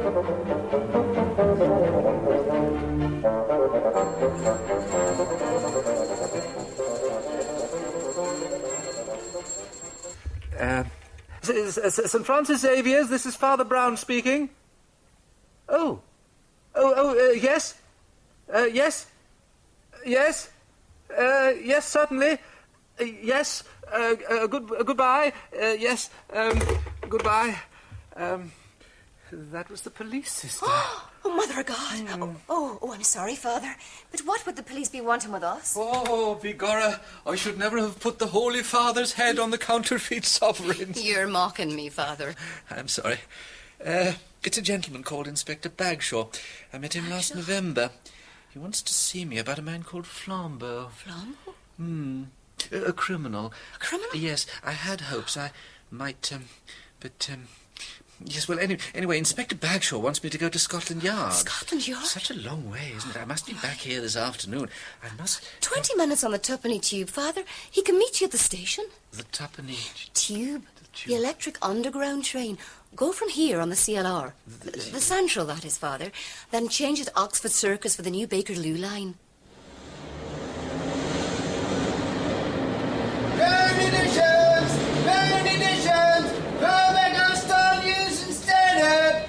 Kaiser launches new dreadnought! Read all about it! Excuse me, no, thank you. Could you just tell me how to get out of this underground station? Yeah, it's just up there, Gov. Oh, thank you so much. We know all about it. So kind of you. We know all about it. Go, go, start using standard. Oh, what was a daisy, Father? Oh, dear, oh, dear. Are you all right now? The bag shop. No, I couldn't see a thing coming out from there, you know, into this bright sunlight. Oh, I see. My glasses. I think sometimes I need glasses to look for my glasses. There we are. Oh, thank you. Now, tell me about Flambeau. Yes. What new devilry has he been up to? Well, that's the funny thing. He seems to have changed his ways. Opened up a straight business as a private detective. Oh. He's got an office in one of these new apartment blocks over here. Private? Yeah. Well. Rejoice with me, I've found my sheep that was lost. Oh, yes, yes. He said he reckoned he could make more money out of detective work than out of crime. He wouldn't at Scotland Yard, I can tell you that. Yes, we too know something of poverty. Oh, yes, indeed. Frankly, sir, I'd value your opinion about whether Flambeau is pulling the wool over our eyes. He did particularly ask to see you, and his office isn't far from here, so if you wouldn't mind... This is it. They haven't even finished working on it yet. The big tall one with the sign. You can see it, can you? Oh, the great gold eye. Yes, even I can see that. Monsieur Flambeau now seems to be taking as much trouble to advertise himself as he once took to conceal himself. Oh, no, that's not Flambeau's office. He's got the office underneath. That's one of the new religions. Fellow calling himself Kalon. It can't be his real name. Calls himself the new priest of Aten or something. Aten? But Aten, the Egyptian sun god? You got it, so yes. It sounded fishy to us. I'm willing to bet it's something to do with old Flambeau, but we can't prove any connection. Well, he must look out, this Kalon. The sun gods were always the cruelest. Oh, yeah. But what does that monstrous eye mean? Well, as I understand it, Father, according to our report, they've got this theory. A man can endure anything if he thinks the right way. Their two big symbols are the sun and the open eye. They reckon if a man is really healthy, he can stare at the sun. Well, a really healthy man wouldn't want to. I'm with you there, sir. Anyway, I'll wait for you in the pub over there. We can compare notes afterwards. Yes, right, yes, fine. Mind the revolving door. Yes. Blimey, That's better. Yes. You okay, Reverend? Oh, yes, sir, thank you, sir. Yeah, one small thing, sir. Yes. I'm the supervising engineer for the elevator construction. I beg your pardon? Oh, sorry. I build the lifts. Oh. I wanted to warn you. Well, is something wrong with them? Sir, in our opinion, the quietest super silent elevator system is the best in the world. The quietest system is 53% quieter than any other. Oh, really? Yes, sir. Is it electric? Oh, yes, sir. Oh, yes, I thought so, yes. Anyway, although the elevators are working, I must ask you to wait for the attendant. Of course. You see, the safety catch on the outer doors isn't yet working to maximum efficiency. Mr. Wilson, no lift boy again, I see. No. Well, I will be no more dependent on boys than on men. I am quite capable of working the thing myself. And you? Are you going to wait all day, or will you come with me? I was told by... Oh, that's all right, Reverend. Miss Stacy can handle the elevators just fine. Oh. Fine and dandy. Well, then, thank you so much. Most kind of you.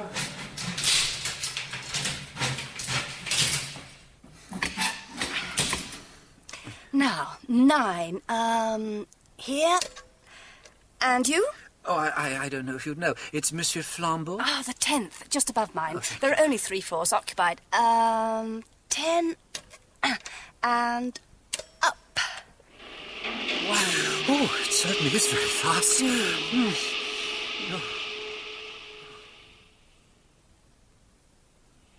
8, 9. Good. Oh. Oh, the stupid gimcrack company. What do you mean? Quiet as super silent lifts. This door is always getting stuck. Oh, well, may I... Why couldn't they have gone to one of the big lift firms? Well, no, let me help, huh? There. Now, don't tell me. I'm beginning to get the hang of these things. I shut this door. Yeah, and now this one. Well, it shuts easier than it opens. Oh, dear.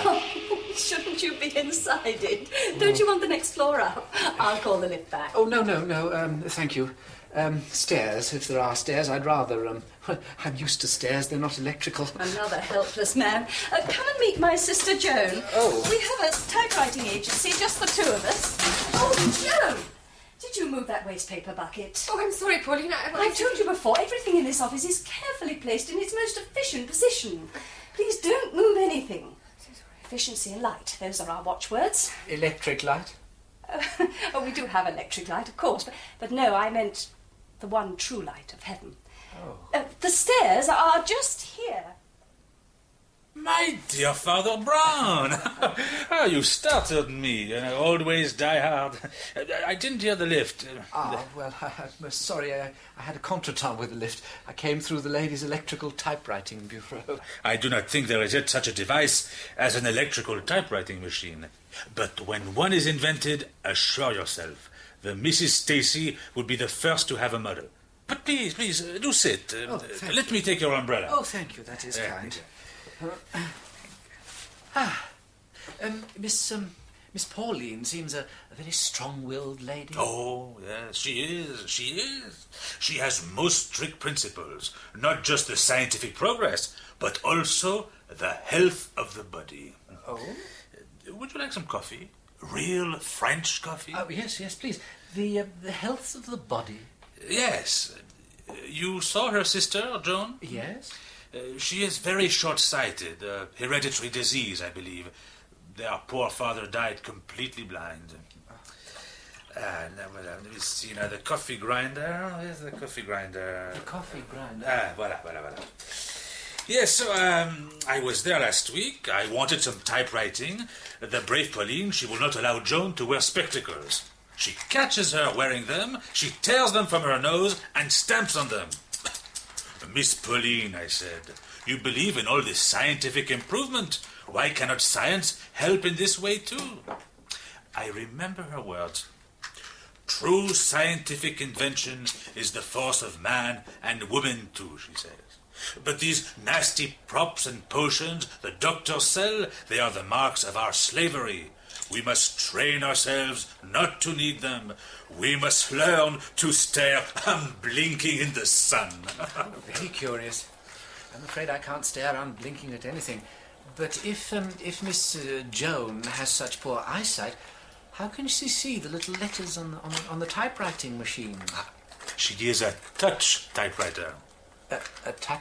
These professional typewriters, they don't need to look at the letters. They know the keyboard by heart. And how, you ask, does she read the material she has to typewrite? Answer, she does not. Another scientific miracle. Now, you see this?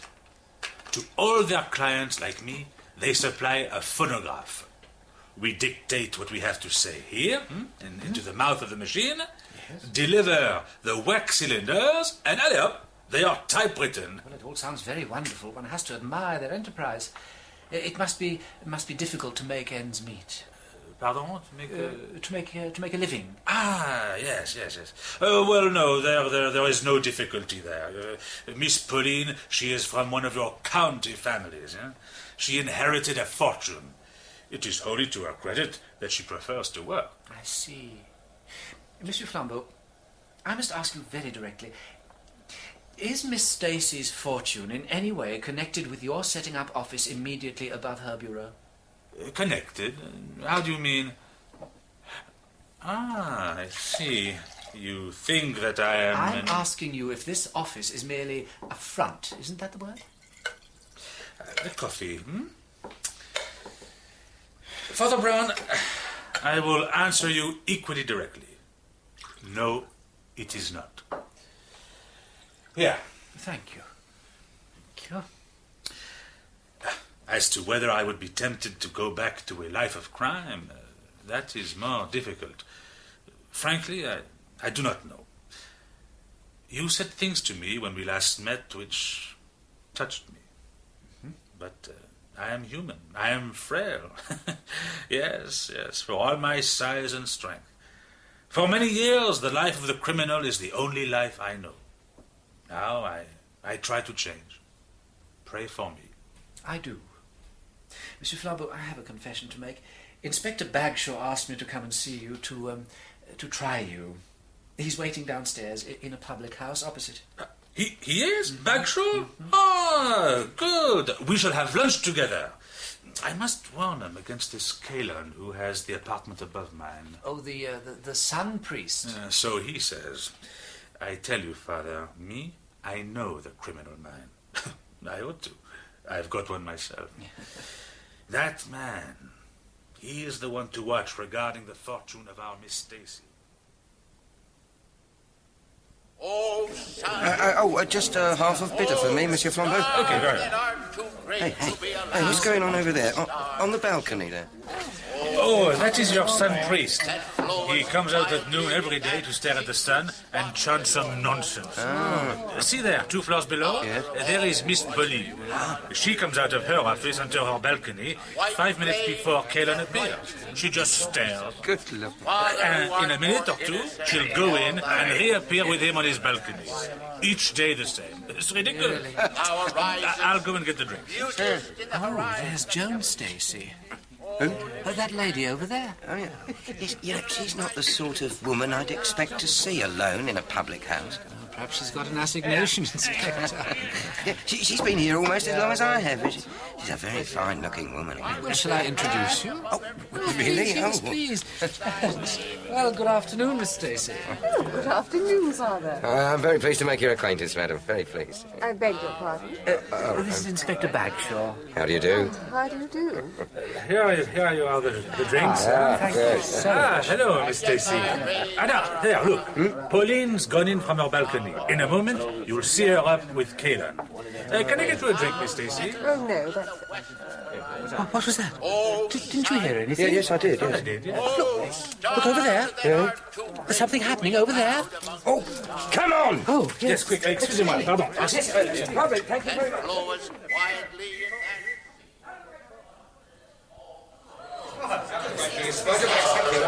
That's right.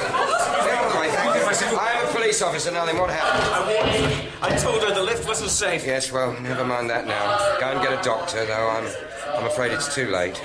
How can Pauline have stepped into thin air, into an empty lift shaft? Or was she pushed? If she was, it cannot have been Calon who pushed her. He's still chanting away. Excuse me. No, Miss Stacy, Miss Joan, don't come any closer. It's your sister. I'm afraid she... Yes. I warned her. I warned her about the lift. I warned her of many things, but she would not listen. There is something very peculiar here. I'm going to see Calon. Go with him, will you, Father Brown? Just in case. Thank you very much, sir. Right, I want to make a few statements, sir. Calm down. Well, I don't think those stairs are meant for climbing. Oh, well, here we are, the Stacy's office. Aren't you coming up to Calon's floor? It's another 2 floors up. No, I think we may find this floor more interesting. You notice the open gate to the lift shaft? Yes. And, You're right. Look here in the waste paper bucket.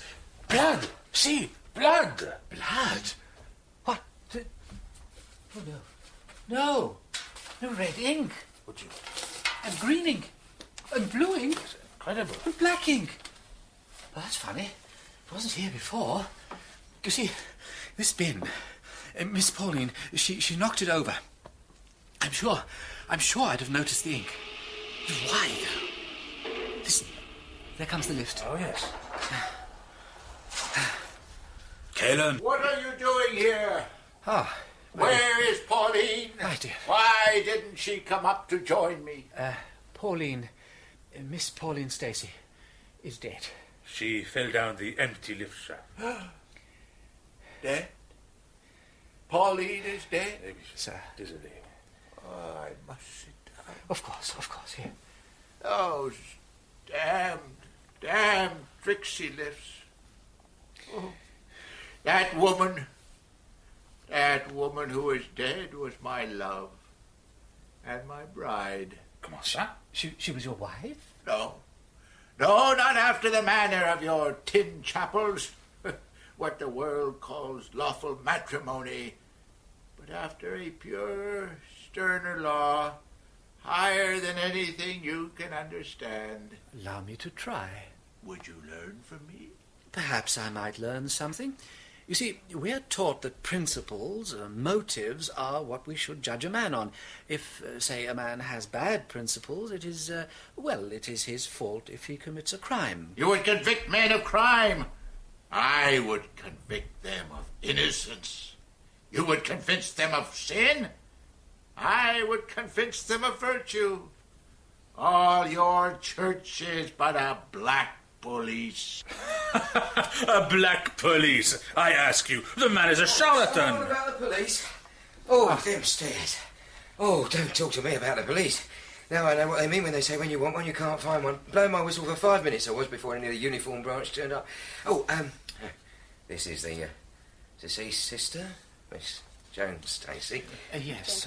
Of course you both know her. You must be Kalon. Right, I've got my breath back. We might as well get started. I don't mind telling you, I can't put my finger on it, but something stinks here. It looks like an accident, could even be suicide, but I smell murder. Now, Mr. Kalon,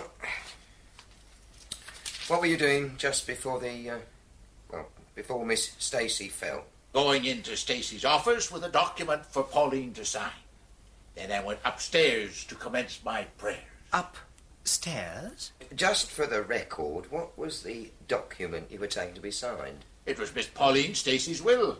She'd asked me to check it before she signed. Pauline did love me. And this very morning before she died, she wrote on that table a will leaving me and my church £500,000. See for yourself. The will is on the table over there. I give and bequeath to church of... my knowledge of English law may be limited, but how is this valid? It is not signed. Not signed? Oh. What? What monkey tricks you been up to, Joan? How dare you? See here, gentlemen. Here's your death explained. The poor girl is writing her will in my favor.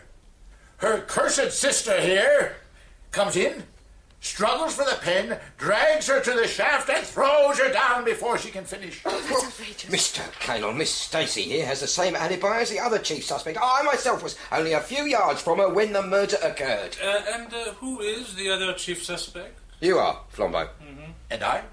Well, yes, you do have a motive. When I am called to dock, many hundred people will go into the witness box and testify that I was standing on my balcony, 2 floors above Pauline's office when she fell to her death. Could I be in 2 places at once? I don't know. Father Brown. So the little Inquisitor defers to the Grand Inquisitor. But I still say I am without sin. Oh, is anyone without sin? There have, I feel, been sins committed here, sins of omission and sins of commission. But I doubt whether they could lead to a conviction in a court of law. I confess I am defeated. Defeated? You are defeated? Yes, I feel I am. Then let me tell you what I think happened. Oh, yes, please do. I solemnly believe that in some ecstasy of noble thought, Pauline attempted a miracle. Yes? It is well known to students of the higher truths that certain adepts and illuminati have attained the power of levitation, of being able to float in empty air. Perhaps Pauline believed she had achieved such a level. Perhaps in her eyes. In her eyes? In her eyes, yes, that's it. But I see you do not understand. Oh, but I think I do. What do you mean, Father? Monsieur Flambeau, you told me that you could understand how a criminal behaves because you yourself were a criminal. Really? I am very short-sighted. I know how short-sighted people behave. Miss Joan is very short-sighted. Her father died blind. The disease is hereditary. Miss Pauline also inherited it, though she refused to admit it. 2 things I recognized. In the lift, she could not read the numbers on the floor indicator. She had to count the floors as we passed. And she did not see the waste paper bin she knocked over. I'm always doing things like that. Without my spectacles, I'm blind. But Miss Pauline refused to wear spectacles. She made her eyes worse by straining them and staring into the sun. Coming in from the sun, she could not see. There was no lift in the shaft. So it was an accident after all. But tell me, Kalon, why, when we saw you take a lift to descend 2 floors from your office to Miss Stacy's, why did you choose, as you told us, to walk up the same 2 floors? Why didn't you take the lift? What do you mean? Huh? What are you getting at? Might I suggest, you're a strong man, Mr. Kalon. The lift gate on Pauline's floor was faulty. I myself saw she could not open it unaided. And no doubt in a generous spirit you were in the habit of leaving the gate open with the lift in position so that she could enter it and ascend to join you on your balcony. Yeah? What if I was? Well, now suppose... I'm only supposing, of course. Suppose today, shall we say, believing that Miss Pauline Stacy had signed a will in your favour, you were tempted. Tempted? The word means nothing. Very well. You chose, when you had walked up the 2 floors to your office, you chose to press the little electric button to summon the lift to your floor. Would that not mean that at Pauline Stacy's floor the door would remain open? And that instead of finding the lift she expected and assuming, as I suggested, that she could not see, she would step confidently into the empty shaft because you had called the lift to your own floor? That's it. There.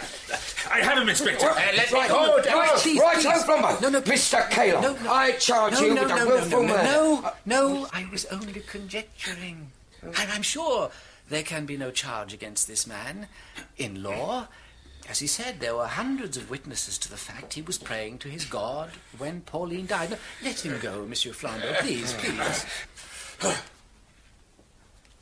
Who are you, you cursed black spy, to weave a spider's web round me? I will leave now, and none of you can stop me. No, Monsieur Flambeau, let him pass. Yes, let Cain pass, for he belongs to God. Inspector? Oh, Miss Joan, I do apologise. I'm afraid in all the excitement I'd rather forgotten about you. Am I free to go too? This has all been something of a shock. Oh, well, of course, Miss Stacy. Miss Joan, if there's anything I can do... No, thank you, Inspector. Oh. Father Brown, Monsieur Flambeau. Mademoiselle. So, I am the only suspect remaining, Inspector. Oh, I didn't really suspect you, Flambeau. Nor Miss Joan. Ah, but Inspector, she is not wholly without guilt. Then what was her crime, Father? Well, one was to guess that her sister was in danger and to come down to the public house to disassociate herself from that danger. The other was more deceit, really, and something of a gamble. Knowing her sister intended signing the will, she emptied all the fountain pens into the waste paper bin here, hoping her almost blind sister would not see she had not made a mark. Yes, yeah. It was a gamble. Kalon could easily have checked, but he was preoccupied with his own evil thoughts. The gamble paid off. Hence her relief when she knew there was no signature. Let me see. 15 minutes since the murder by my watch. Is that a record for a solution, Inspector? I knew Kalon had done it before we came into the front door. Oh, how in the name of... Human nature. In the middle of Kalon's prayers, there was a crash, a scream, the hullabaloo of the crowd, and a policeman blowing his whistle for 5 minutes. But Kalon continued unperturbed. He did not start or even look down. He clearly expected something of the kind.